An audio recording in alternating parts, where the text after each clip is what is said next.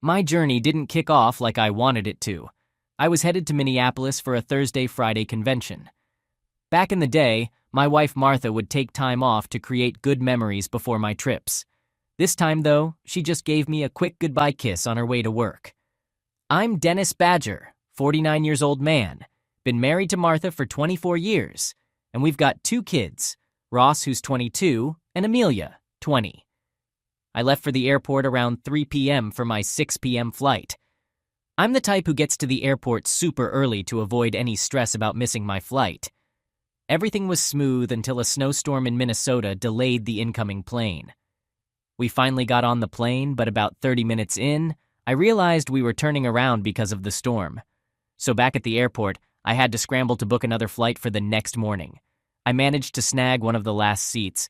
I called my Minneapolis contact and my boss to let them know about the delay. When I tried calling Martha, though, she didn't answer. So last night didn't go as planned. It was past 8 p.m. when I got home, and the place was dark. Martha's car nowhere in sight. I figured she stayed late at work or went out to eat. With our youngest at college, the house has been feeling kind of empty. I left my bags in the car and went inside only to hear the TV on in the living room. Weird.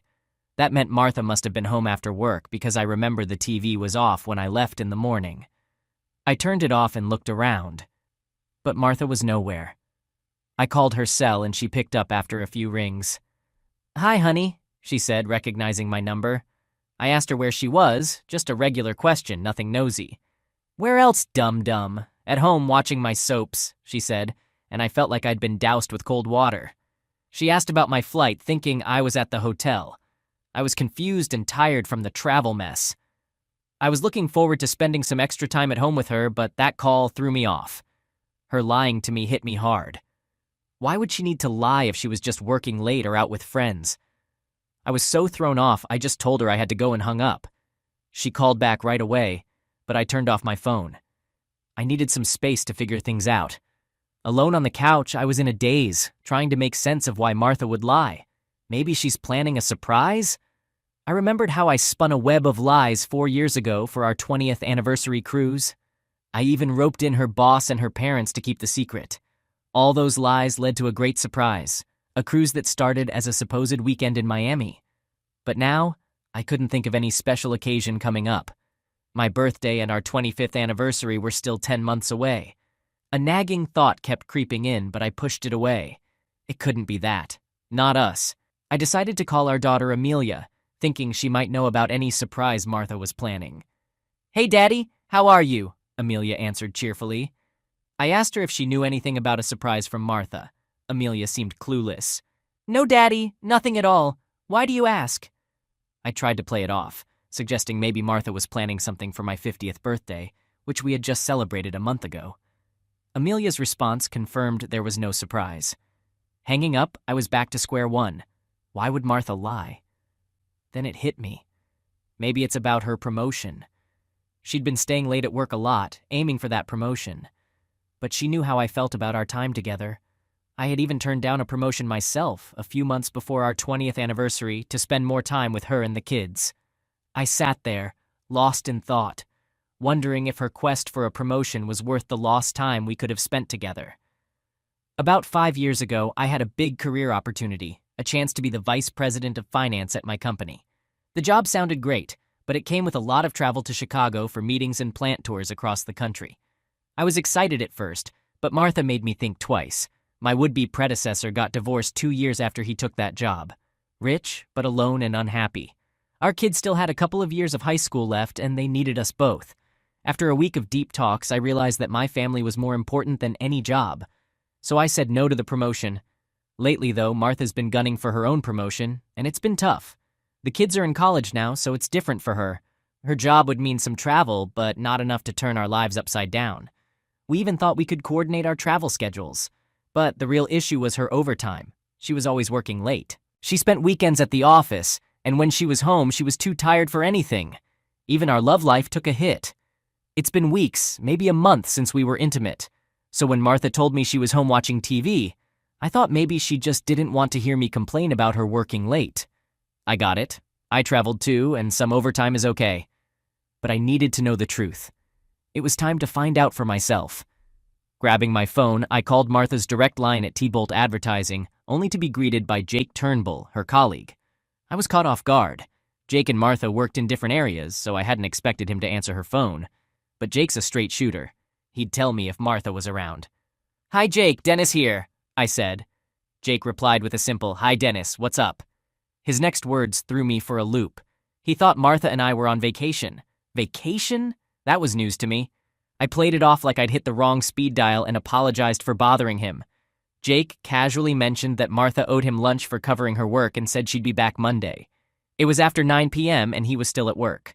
So Martha wasn't at work, and she was supposedly off for the rest of the week. My mind started racing with worry and suspicion.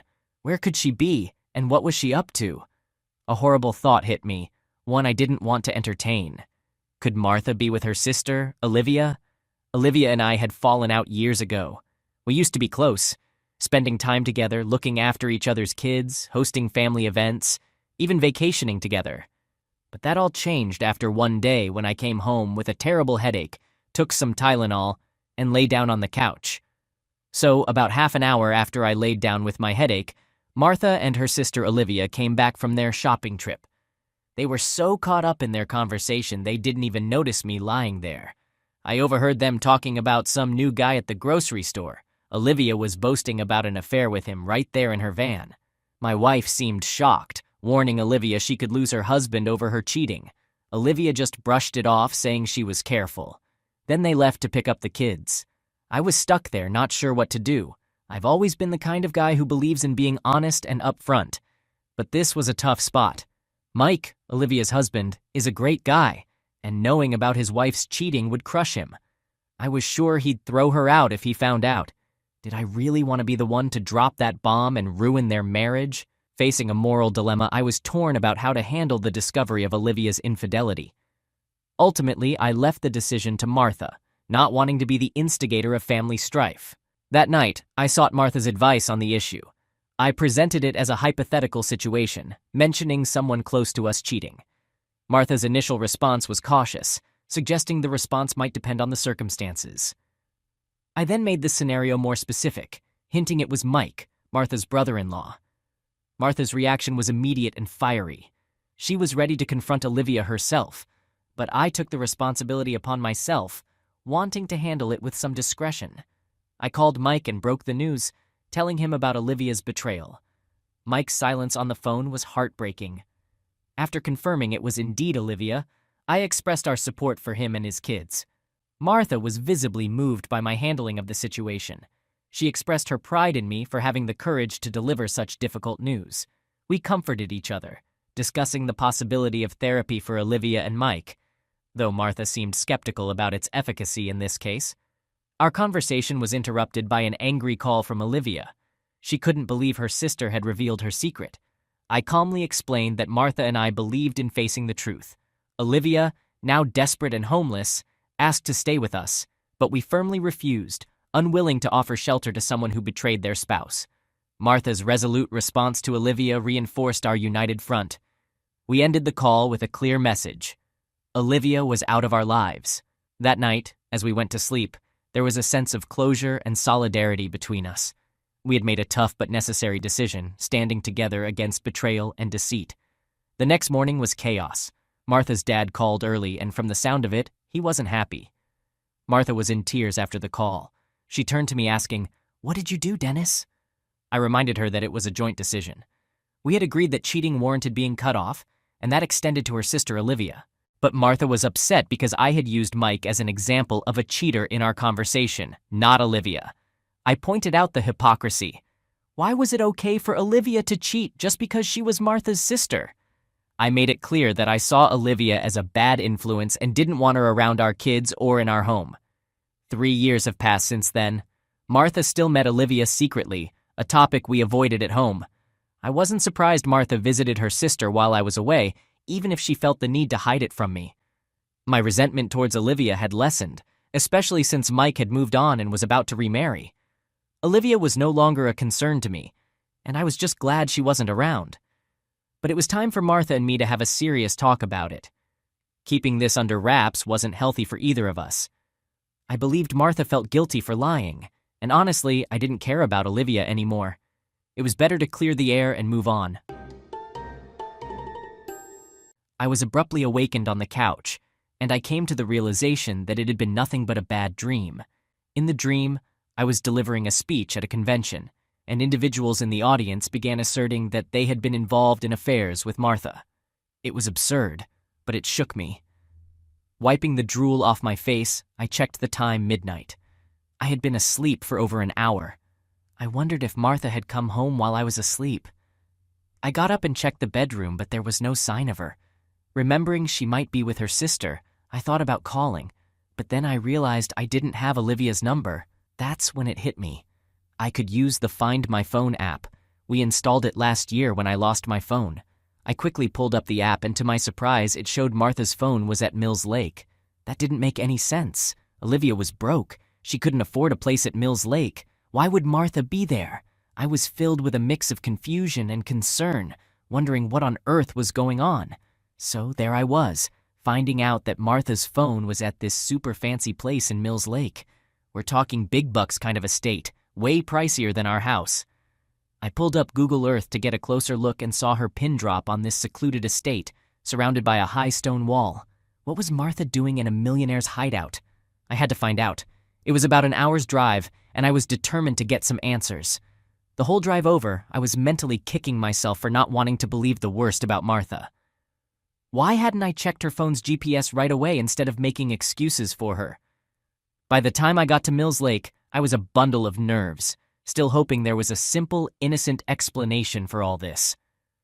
When I reached the area where Martha's phone was, I found this massive gate blocking the entrance to the estate. No way was I going to drive up and ring the bell asking for my wife. I had to be more discreet. Plus, parking my car by the road was too risky. It'd stick out like a sore thumb in this fancy neighborhood. I drove a little further and found a wooded trail where I could park without drawing attention. Climbing over the wall seemed like a bad idea, but then it hit me. The estate was by the lake. Maybe I could find a way to sneak in from the lakeside. I found a pedestrian path leading to the lake, thinking this could be my way in. There I was, by the shore, trying to figure out which fancy mansion was the one where Martha's phone signal was coming from. I kept checking the GPS locator on my phone and finally pinpointed a large house with some lights still on upstairs. The first floor was dark, except for one window with its drapes open, spilling light outside. Finding a tree, I climbed up high enough to see inside.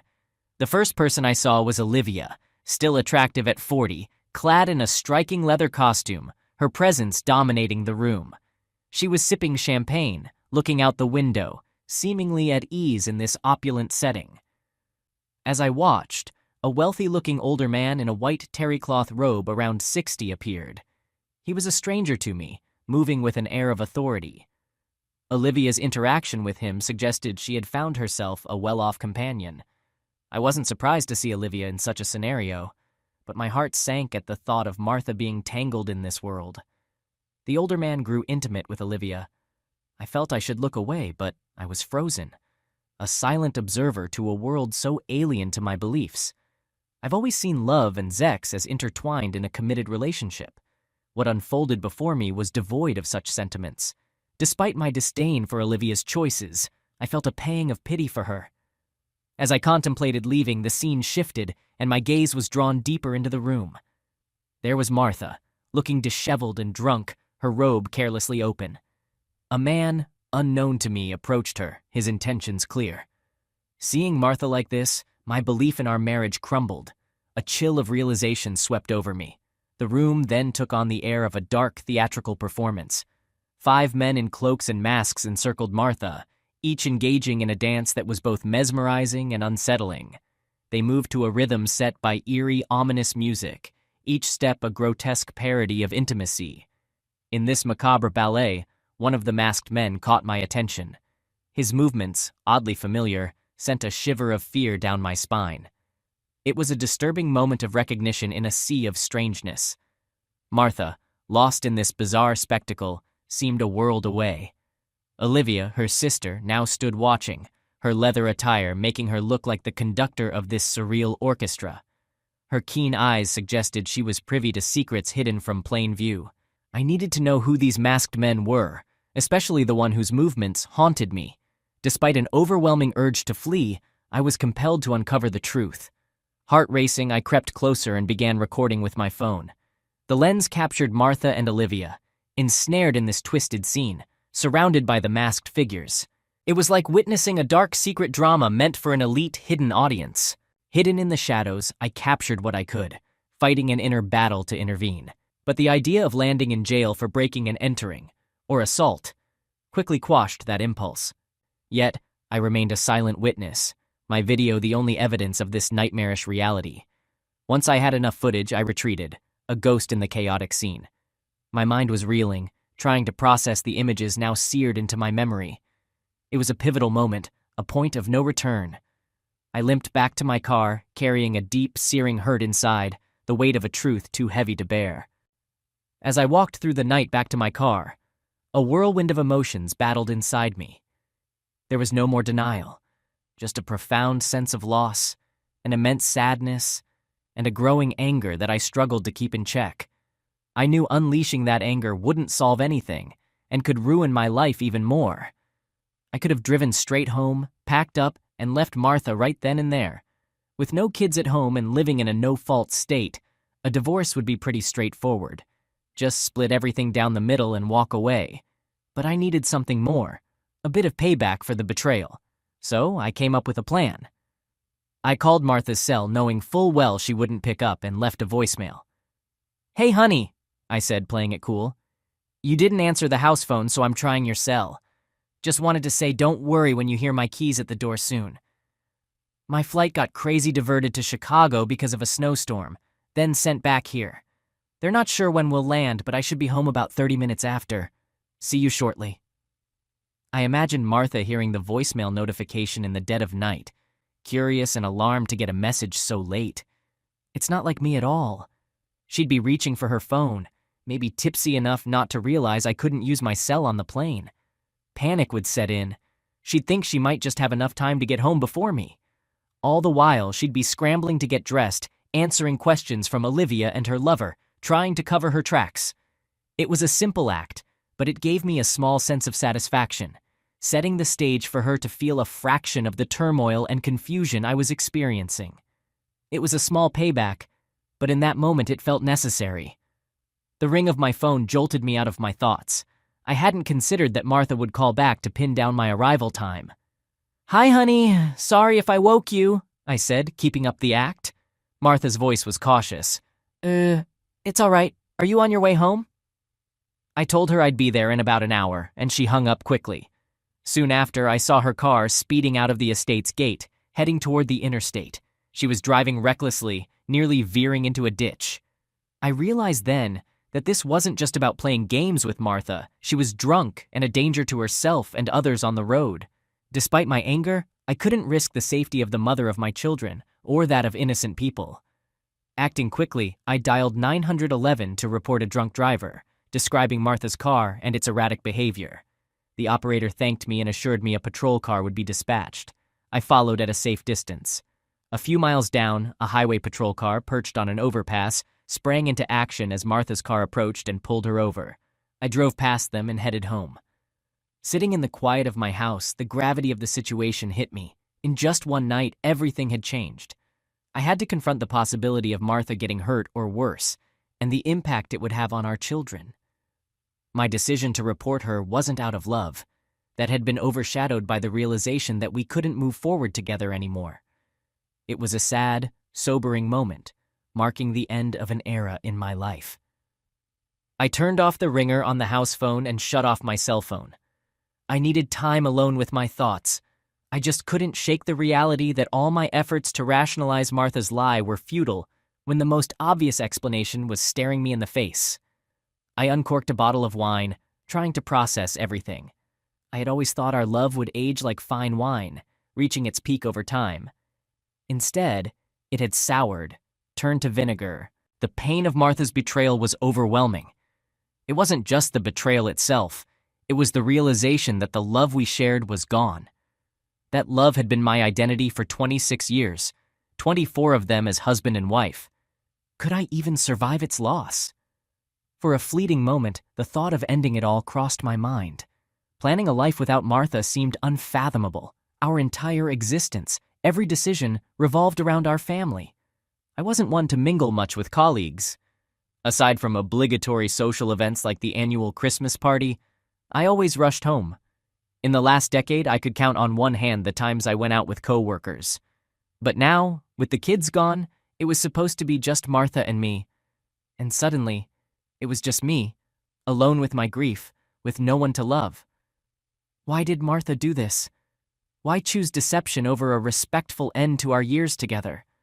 When did her love for me stop? Was she just waiting for the kids to leave before ending things? I had seen our children's departure as a chance to focus more on Martha, on us, but she apparently saw it as an end. The image of that stranger with her kept playing in my mind. It was a stark reminder of how easily she betrayed our vows. We were dead as a couple, and all I had left was pain. But amidst the despair, that pain was a reminder of better times, of our children. I had to think about them, to hold on to something in the storm of loss and betrayal. In the depths of my despair that night, it was thoughts of my kids that pulled me through. My self-esteem was shattered, and I was trapped in a pit of grief. But the thought of Ross and Amelia, their futures, their marriages, their families, gave me something to cling to. It was a lifeline that sparked a bit of self-preservation within me. I realized I needed to leave, to get away from everything that was a reminder of my pain. I knew I would always cherish the memory of the Martha I loved, but that love was now tainted with the image of her betrayal. Staying wasn't an option. I had to get out of Dodge. Growing up in a modest family, I never needed much. The flashy stuff I owned now seemed meaningless. All I really needed were my clothes, my car, and my laptop. The more I thought about it, the clearer my path became. I would pack up and leave, disappear from the life that had been so cruelly shattered. Seeing Martha again would only reopen wounds that needed to heal. So I got up and began to pack. Clothes, a few personal belongings. It took just 30 minutes to gather my life into a few bags. I loaded everything into my car. It was almost 6 a.m. when I finished. Exhausted, I decided to take a nap in the car, confident Martha wouldn't be back from the drunk tank until mid-morning. This was it.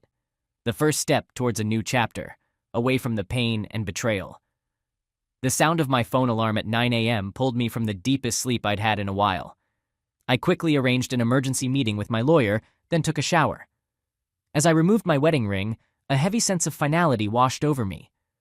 I left it on the table beside my phone, a symbolic end to what had been. Before leaving, I felt the need to write a letter to Martha, not to reconcile, but to express the profound disappointment and betrayal I felt. In the letter, I was blunt. Martha, I should have seen this coming, seeing how your sister turned out. I'm leaving you.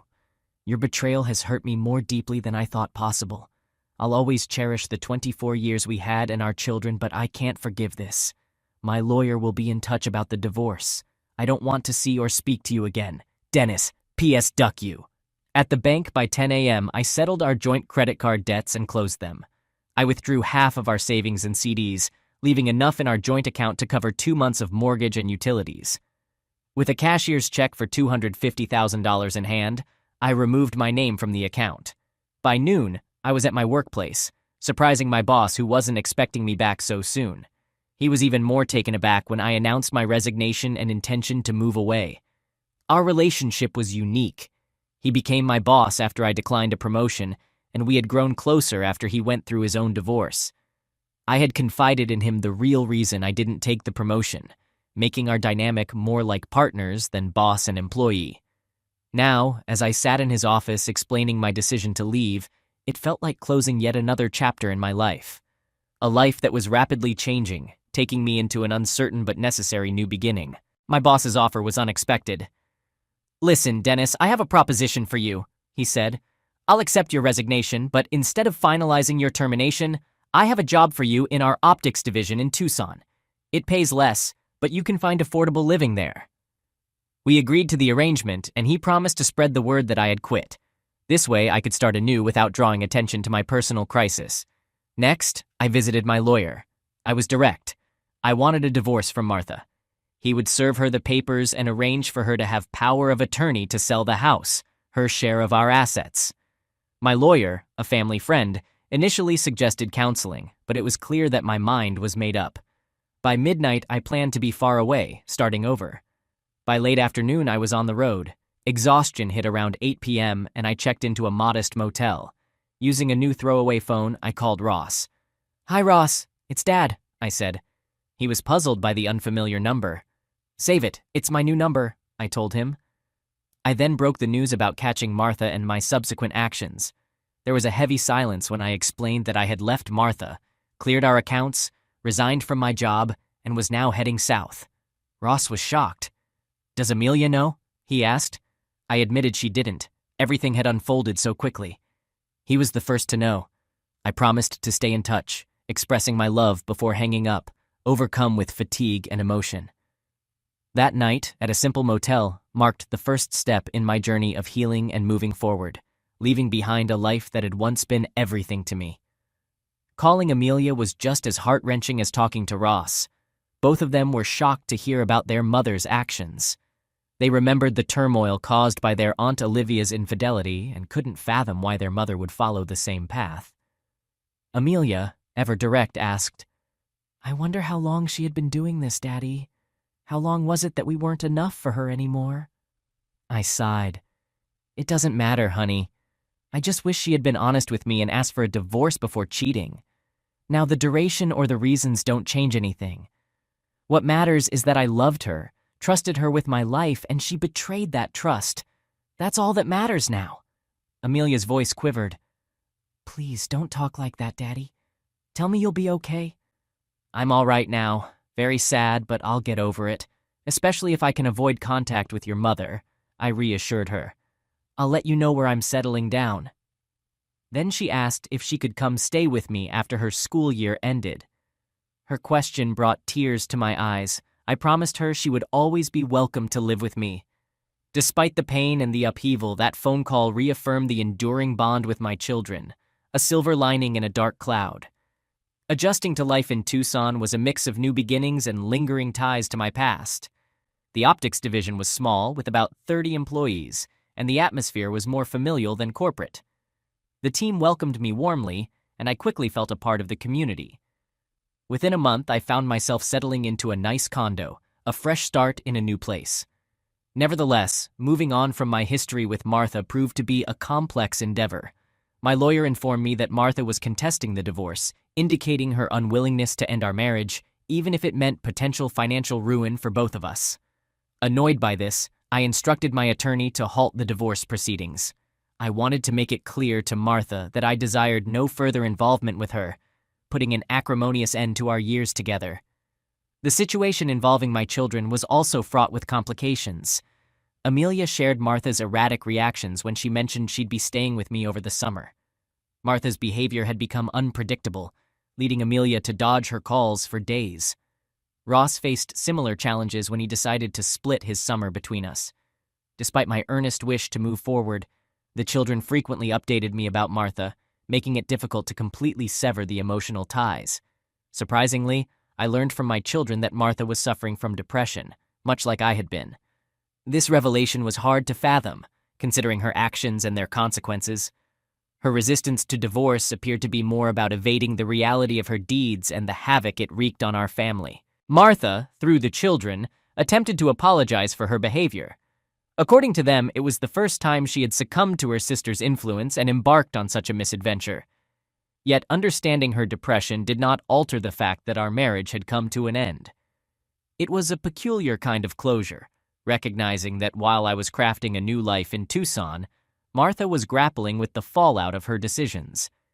The irony of life's unexpected twists, leaving us to navigate the aftermath as best we can, was not lost on me. However, the revelation that Martha had apologized for her actions, albeit indirectly through the kids, didn't significantly change my perspective. She had admitted to them about her deliberate betrayal, her profound shame, and the guilt that plagued her. On the night I left the voicemail, she had been with her fling, using alcohol to mask her shame and remorse. Martha seemed to hold on to the hope that expressing enough regret and professing her love might lead to reconciliation. This message was relayed to me by the kids, who understandably harbored aspirations of our reunion. Nevertheless, I couldn't bring myself to entertain the idea of speaking with her. The emotional and physical distance that had grown between us was insurmountable. The children found themselves in a difficult position, forced to choose between visiting her or me. Martha, in her desperation to locate me, persistently prodded them for information. Despite their reluctance, she somehow managed to uncover my whereabouts in Tucson nearly 3 years after I had left. One day, as I left work, I noticed her lurking near my office, leaving me baffled. I hadn't disclosed my living arrangements to the kids, so how did she manage to find me? Her determination to meet face to face was evident, but instead of changing my mind, her presence only reinforced my resolve. I had no desire to rekindle any connection with Martha, and I needed to make that unmistakably clear. Our paths had diverged, and there was no turning back. Quick thinking prompted me to slip out of the office via a side door, avoiding Martha's notice. I called up Louisa, a colleague and friend, and together we devised a plan to handle the situation.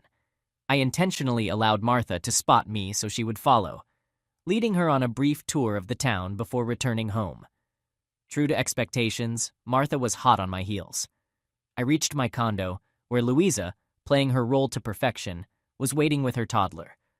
Moments after I entered, Martha rang the doorbell, and Louisa answered, holding the toddler in her arms. I could see the shock on Martha's face when I appeared, cradling Louisa's daughter as if she were my own. Louisa played along brilliantly, instructing me to tend to our daughter. Facing Martha, I feigned surprise, thanking her for her betrayal and claiming it had led me to a better life here with my beautiful mistress and new family. Tears streamed down Martha's face as she whispered her apologies, expressing her remorse for her actions and declaring her enduring love. Despite the emotional weight of her words, I remained resolute in closing this chapter. I assured her that it was all water under the bridge and wished her a happy life, all the while looking at Tamarita, who was beaming in my arms. As Martha left, overwhelmed by her emotions, I closed the door and allowed myself a moment to release my own pent-up feelings. Louisa, recognizing the end of the charade, announced that she'd inform her husband, Horatio, that she and Tamarita would be heading home soon. With gratitude, I thanked Louisa for her assistance and extended an invitation for her family to join us for a barbecue on Saturday. It was a small comfort, but the act with Louisa had helped me bring closure to a painful chapter with Martha. Now, I could genuinely start moving forward, free from the lingering ghosts of the past. Final update. Martha signing the divorce papers marked a significant moment in my journey of moving forward. It brought relief by providing legal closure to a chapter in my life that had been filled with pain and turmoil. I am indeed making progress, though I'm doing it at my own pace. I have a few women in my life, one of whom I'm intimately close to, but I'm keeping these relationships light and non-committal for now. While the wounds of betrayal have healed considerably, I remain cautious in my approach to new relationships. Louisa, who was a tremendous help during the ordeal with Martha, has suggested setting me up with someone, and I'm starting to consider the idea. However, Martha's unexpected visit has led me to some introspection. I've always believed in facing issues head-on, but in Martha's case, I chose to walk away without a confrontation. Hearing her apologies made me wonder if a direct closure at the time might have been better. Nevertheless, deep down, I'm confident that leaving as I did was the right decision. Confronting Martha back then could have resulted in a life filled with mistrust and unhappiness, especially considering the depth of my love for her. It might have led to a cycle of forgiveness and doubt, eventually ending in an inevitable separation. Now, 3 years later, her apologies have unexpectedly provided me with the closure I didn't realize I needed. They have allowed me to finally release the lingering pain and look ahead to the future with renewed faith in love. As for the little white lie about having another daughter, I might someday disclose the truth to Martha. But then again, I might not. After all, I don't owe her any further explanations or insights into my life. It's time to prioritize my own happiness and embrace the new beginnings that await.